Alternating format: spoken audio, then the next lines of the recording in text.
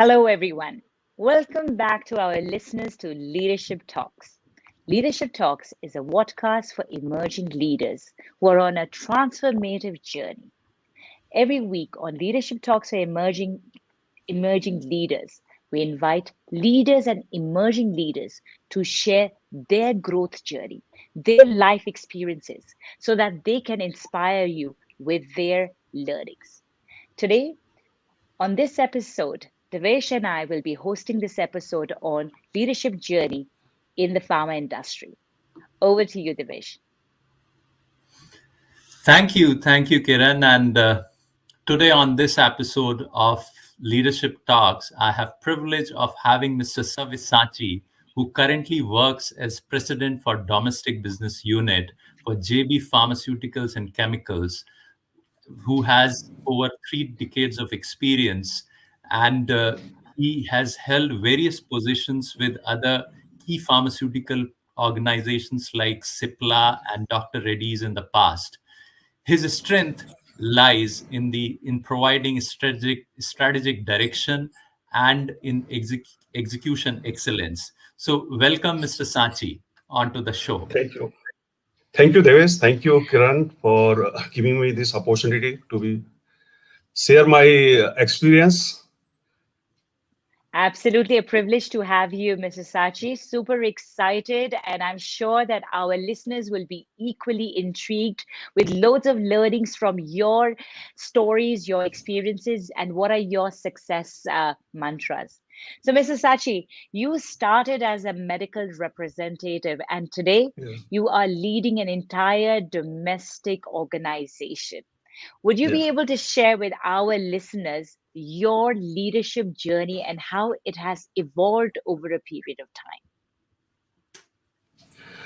Yeah, actually, I started my career with Cipla as a medical representative in the year 1986. In fact, Mhm. when I joined as a medical rep, Cipla, I had one clarity that this profession offer unrestricted opportunities of growth. That Mhm. clarity was there with me that I have opportunity in this profession. I can grow to at any level. There will not be any restriction in my growth. But at the same Mhm. time, I was not very confident, though I was optimistic. Mhm. I was optimistic, and Mhm. but I was not very confident whether I will be able to achieve the opportunity which are there. But at the same time, when I started working with discipline and with a lot of sense of responsibility, clear, Mhm. and started getting good response, started building influence in surroundings, because when you work in the field, you interact with large number of people, whether doctors, pharmacists, stockists, industry colleagues, your own organizations, peers, seniors, clear. And when I started yielding, started this approach of mine, where with a lot of discipline and with sense of responsibility, started giving me a good result and a very positive influence in my circles. Clear? I started getting confidence that yes, Mhm. I can achieve. Clear? Yep. And Mhm. the opportunity which are available, I can work on those opportunities, and I Mhm. can grow in this organization. But at the same time, I was very clear. My focus was not that yes, after 15 years, 20 years, what I'll become. My focus was on my immediate goal. Clear? Clear. So I think that is very very important when you do your everyday work with absolute clarity, commitment, sincerity, and with a lot of awareness and consciousness. Clear. Then over a Mhm. period of times you are able to create a lot of value, not only for yourself Mhm. but for your businesses also. And that value which you Mhm. create certainly help you to achieve your goals of the life. Clear? Because that everyday work which you do in in your sphere of responsibilities, clear, help you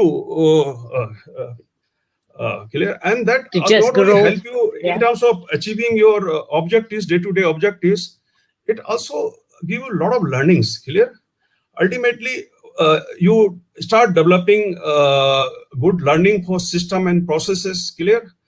And not only learning, Mm-hmm. you develop convictions, because once you work with discipline, with the right system process, you see successes, you see failures, and those success failures give a lot of conviction to you, and those conviction build principles in you, clear.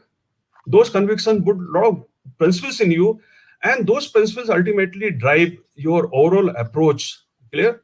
And then you start clear, obviously getting notice, and that maybe people believe in luck. I don't believe in luck. I always believe when you put your best uh, and to your roles and responsibility, then luck strikes you, clear. Yeah. Luck strike you because you become eligible for that luck, clear. And it happened with me also. In fact, I was managing the national sales of cardiovascular business in Dr. Reddy's. So in fact, all of a sudden I got opportunity of leading the biggest business of Dr. Reddy's. And this was a luck for me, because I never thought that at this age I'll get this opportunity of managing such a large business end to end. Clear? It was a business which was very large.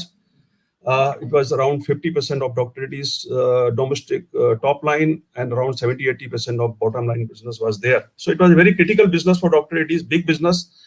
But I got at a very early stage this business. So again, you can say it was luck, but I see it differently. It was not luck. It was my that I would say the work which I was doing from last so many years consistently has made me eligible Be for qualified. that opportunity. Clear?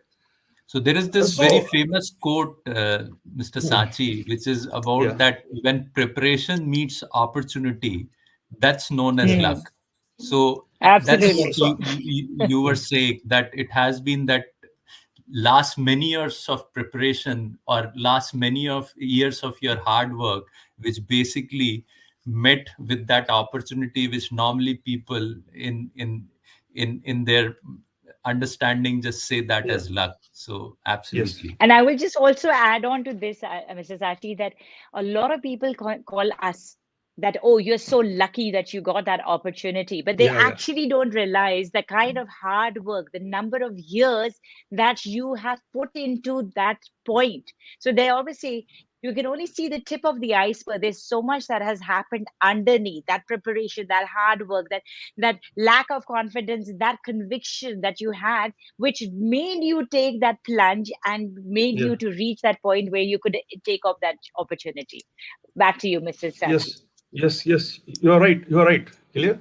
So I think that is very, very Yeah. important that we should, when we are in journey, we should always focus in our present. Clear, in your current assignments, and if we do that assignment with a lot of discipline, with a lot of responsibility, and with a lot of Mm, openness, clear, and openness, mm, and so there is no reason why you will not get the right kind of outcomes, both in terms of your business outcomes and also outcomes in terms of your own development, your self development, clear. And over period of times mm. you will evolve yourself, and you will be in a position where obviously you can play a much bigger role in your overall professional Organize. responsibilities, because your Mm, deep understanding of business, clear, that certainly help you, clear. And not only mm, the deep mm, understanding of business, your convictions, and those convictions which you develop over period of time through your experience, clear. You can learn many things through books, clear, but those books will never give you convictions. But when you use mhm. those learnings and experience with those learnings, then you develop conviction, and those convictions shape your overall approach towards the business, because conviction help you to take long term decisions. Those conviction help you take a lot of risk in businesses. You can develop a very good long term thinking for the organizations, or clear, you can develop a very good strategic plan for the organization if as a leader you have a right kind of convictions. Clear? I have seen many leaders, they don't have convictions, so they are not very consistent in terms of their approach. And especially in a business which is a long-term business where you need a lot of consistency. So you should have ability to see the that how whatever the decisions you are taking, whatever the strategic direction you are setting, how this is going to be in long term. Clear? So your convictions and your understanding of those basic business principles help you to take these decisions. Clear? And then you are able to develop right kind of strategic plan for the team. You are able to convince your team members also. Clear? You are able to involve them also. You are able to give them confidence also that this is going to work. And once team is aligned and the business plan is also clear, right business plan is there, so there is no reason why the outcome will not be there. So good. Thank you, Mr. Sachi. And actually, this is so much what you said is so much aligned with our own leadership card thought process and mantra, where we talk about that it's so important that books can provide us a lot of knowledge, but it's all about that how we apply that in our daily work which we are doing, how we are able to really make sure that whatever we are learning, we are practicing that in our daily life so that we can see that improvement. And that's what you talked about, that how you build your conviction, how you made sure that those convictions can be put into real life work, and that gave you that confidence that you can take those risks in terms of to grow your organization to the next level. So my second question to you, Mr. Sachi, would be that while as an individual you made sure that how you remain optimistic, although initially you were not confident, but over a period of time by learning a lot of your own industry details about that, how in the pharmaceutical industry you can grow. One of the key thing has been that I have seen that all these big pharmaceutical industries have large teams, because you have to really reach out to the length and breadth of the country, and you would be managing probably few thousands of people in your organization who basically engages with the stockists, with the pharmacists, with the doctors. So how you have been really able to build those high performing teams who have those values of the organization aligned to them, and also at the same time you are making sure that they are action oriented and driving themselves toward those results which you want cumulatively to be achieved for the organization. So what has been your mantra towards that? See, you are very right that in pharmaceutical industries you need a large teams, because this business model require one-to-one counseling of doctors. You have to approach large number of doctors one-to-one. You have to go and convince them to prescribe your product. There are more than 3 lakh pharmacies. You have to go and approach those pharmacies, ensure that your products are available. So this business is a very complex kind of business, and obviously it requires large team. And another peculiarity of this business is that there's no direct supervision of people who are working, because they are spread across the length and breadth of the country. Clear? In every district today we have reps. In fact, in many potential states we have reps in talukas also. Clear? So that kind of that operations are there, and most times field people are working without direct supervision. So obviously you have to create a system and process where people are aligned with the organizations. Clear? They are aligned with the goals of the organizations, and they have a very high motivational level. Clear? They should understand that their future depend upon the outcomes of the organizations. They should link their professional outcome to their personal and professional growth. Clear? So you have to create a very strong ethical discipline leadership.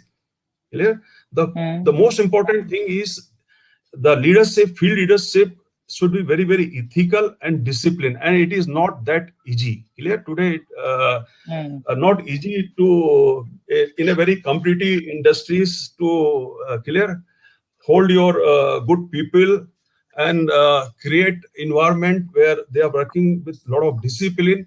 They have a very ethical behavior, and they are balancing between short term and long term. Because see, this industry is not, we are this information industry is basically where you are building brands, we are building relationship, which require a long-term approach. Clear? You cannot build brand overnight. You cannot build relationship. We are not into Mm, commodity sellings. Clear?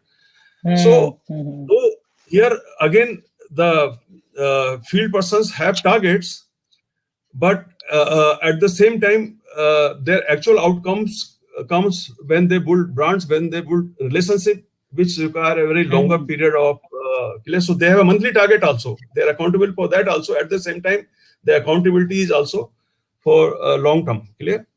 Building brands and mm, building relationship and other networks which are required. So it certainly it rests on the leadership. Clear, what kind of leaderships you are developing, what clear, and what kind of I would say that overall organization approach is there towards leadership and towards business. Clear. So if your business is very ethical, clear, your business has very strong purposes, clear, that ultimately your business is to serve patients with quality products at affordable prices, clear. mm, So obviously you can convince your team members that you are there not only for your professional objectives, but you are also there to help society. Clear. So once you bring that purpose in that, that also create a different level of excitement. Clear. Plus, mm, at the same time, you have to ensure that they have the right kind of motivation. You have to create a culture where there is a lot of mm, respect for individuals. There is a balance between mm, short term and long terms. Clear. mm, And mm, organization, see, in a large organizations, you have to manage the individuals, you have to manage teams. At the same time, you have to manage organization. Organization's goals are there, organization objectives are there. So you have to balance. yeah. Clear. You have to balance between individual expectations, you have to balance between team dynamics, you have to balance between Mm, organization goals. And clear. mm, So it is a complex, but as I was telling you, when over a period of times you work every day, you practice this every day. So you develop certain convictions, and you develop certain principles. And with conviction, when you work on those principles, it become easy. Clear. It become easy. Clear. So here, I think approach of pharma industry is no doubt is uh, uh, or rather, I would say that in this complex kind of environment, because and a competitive environment, it is a challenging task, but it can be done very effectively. Thank you.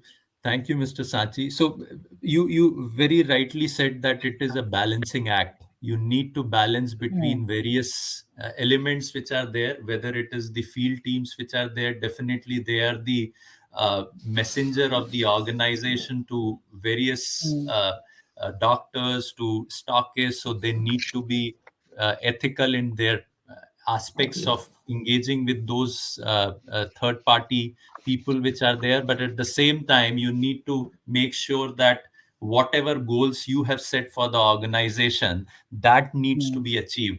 And for that, how you can create that motivation for these field teams so that everyone is aligned mm, to their Yes. main goals. So this again takes me to the next question, which is about how you make that balance, even in terms of, because when we talk about in these pandemic times, it has given a huge opportunity to the entire healthcare industry, including pharmaceutical industries, where they can grow at a much faster pace, right?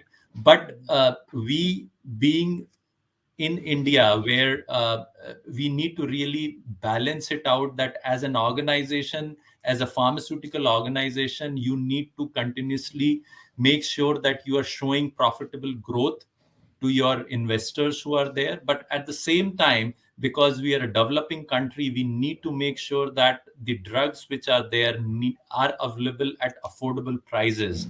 And how you just create that balance between these two conundrums, which are so critical for your success, for your organization success. So how from the organization point of view you handle with these types of challenges, uh, uh, Mr. Sachi? See, this again, this pandemic has also taught us a lot of lesson. Clear. In fact, in pharmaceutical industry is having one of the most complex supply chain. Today, in fact, our drugs are available at more than 3 lakh retailers, more than 50,000 hospitals. We have a network of 2,500 stockists, and then we have around 45 warehouses. We have 7 plants manufacturing our products. Then we have another 30 locations where we are getting our product manufacturers. Each product which we produce has at least 30-40 ingredients. A lot of APIs are there, excipients are there, packing materials, and all these are sourced from different locations. Clear? Different locations. Some come from China, some come from Europe, some coming from Africa, some South America. So it is a very, very complex. Clear? And it was a big challenge during this pandemic to ensure that smooth operation, to ensure the availability of drugs. And because of the lockdowns and because of a lot of disruptions and because of a lot of panic buying also, so all of a sudden the cost of supply chain has gone up drastically. Clear? So again, it was a challenge for organization because we are a regulated industry. We cannot pass that additional cost to the consumers. Clear? So this was a big challenge. But as an organization, I think that time we were not thinking about this. Clear? We were thinking only how to ensure that our products are freely available across. Clear? There should not be any kind of shortages because we know these products are very, very important. Any shortages will create hue and cry and will create a lot of discomfort and challenges for the medical fraternity. So I think very strong leadership in our organization has certainly helped.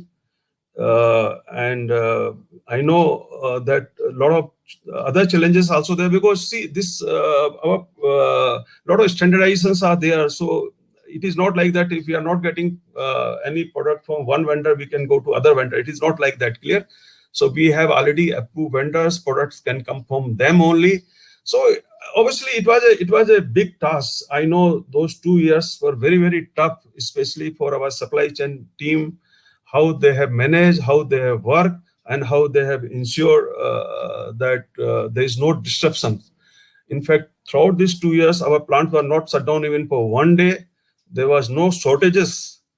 And demands were very, very uneven. So demand was varying from 10% to 500%. This kind of variation was there in the demand. Some of the products were selling 10% for normal sale, and some of the products were shooting up to 500% also, like that. And it was very unpredictable also. It is not that that this kind of demand will come. Nobody thought that in March and April there will be this second wave of Delta. And all of a sudden, demand shoot-ups of some of our products, and you have to ensure that those products are. So it was a very, very Herculean task, and at the same time, we have to also be very, very sure that there is no kind of safety and other kind of risk for the employees.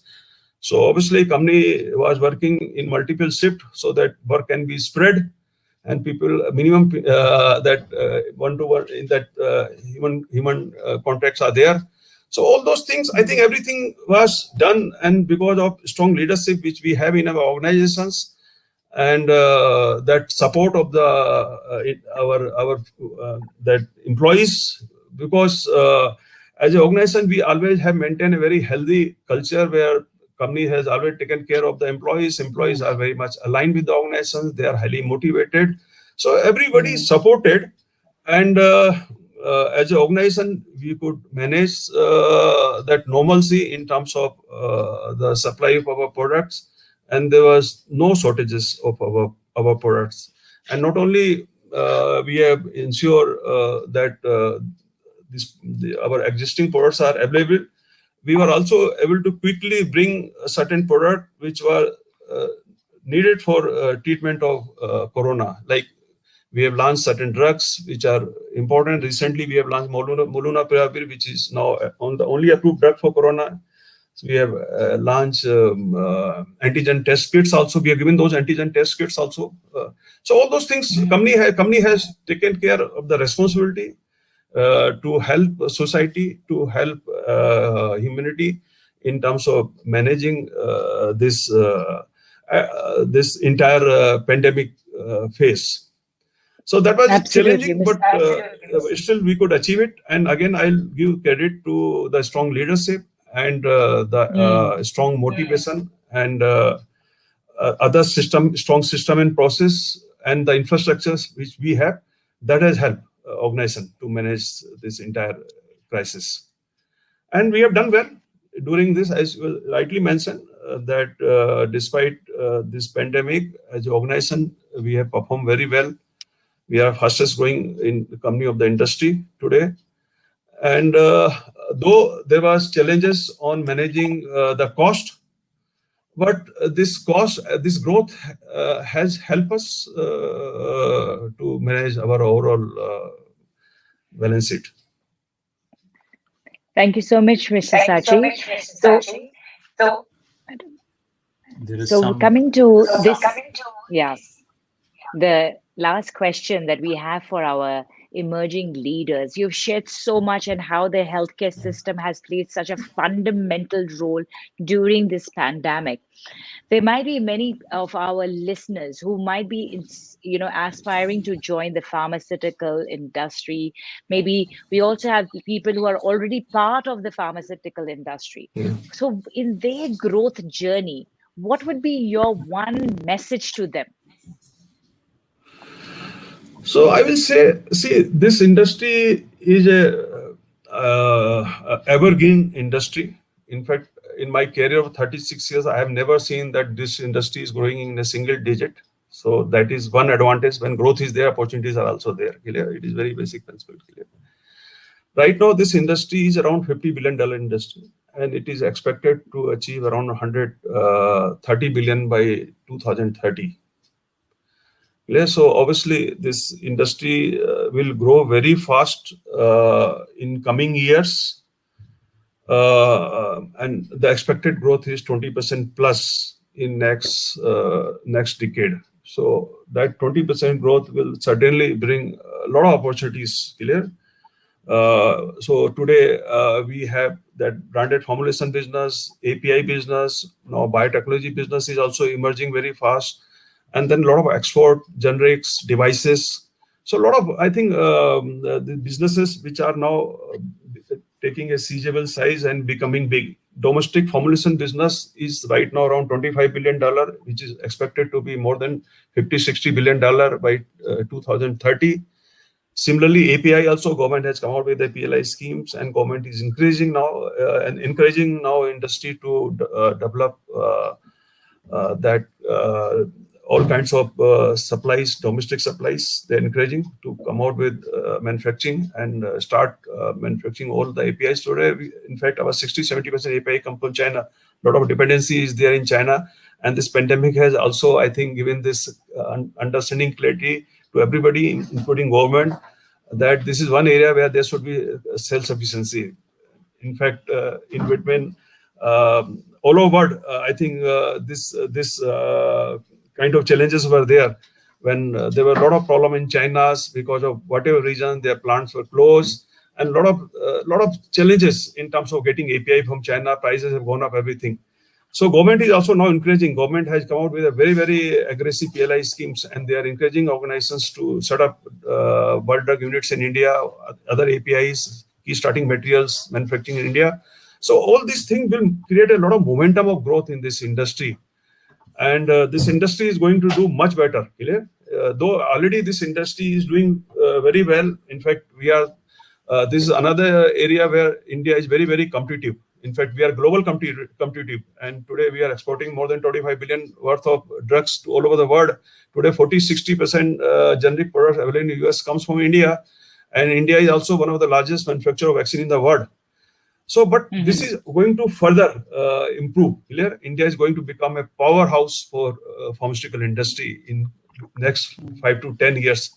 And that will create, I think, huge opportunities. Huge opportunity for any individuals who want to join this industry will get plenty of opportunities. There are opportunity in manufacturing, there are opportunities quality controls, there are opportunity R&Ds, there are opportunity in sales and marketing. So everywhere opportunities are there. And for right candidates who want who have aspirations, who can work hard, and who are willing to make their career in the pharmaceutical industry, I think this industry will be very, very good for them to start their career. Thank you so much, Mrs. Sachi, for sharing with us that Mhm. your own leadership journey in the pharma industry, how many opportunities there are in this pharmaceutical industry. But my three takeaways from what our conversation have been: number one, that ethical leadership in an organization can bring the change, motivate the team to be ethical, even when the team is so is being managed remotely or in from diverse locations. So that's number one. Number two, as you were talking about, that this industry is all about building relationship. I mean, in order to be credible, in order for your stockists or people to actually pull your products forward, that relationship investment is so important, that it's going to help in the credibility. And number three, as you were saying, that even if you lack confidence in the beginning, have conviction about your short term and long term goals, as what you said. So this is what I would say to our viewers, that always believe in yourself there and have a vision towards the end, and keep working towards it, because growth is possible for all of us. I would like to take this opportunity to say thank you to Mr. Sachi for joining us on Leadership Talks for Emerging Leaders, and we wish to see all of you next week again with another leader to share their leadership journey. Do follow us on Spotify and Apple Podcasts, and we will be seeing you next week. This is me, your host, Kiran, signing off along with Devesh Mohan, and thank you to Mr. Sachi. Thank Thank you, you. thank you, Thank you, Karan, Mr. thank you, Sachi. Devesh. Thank you very much. Thank you.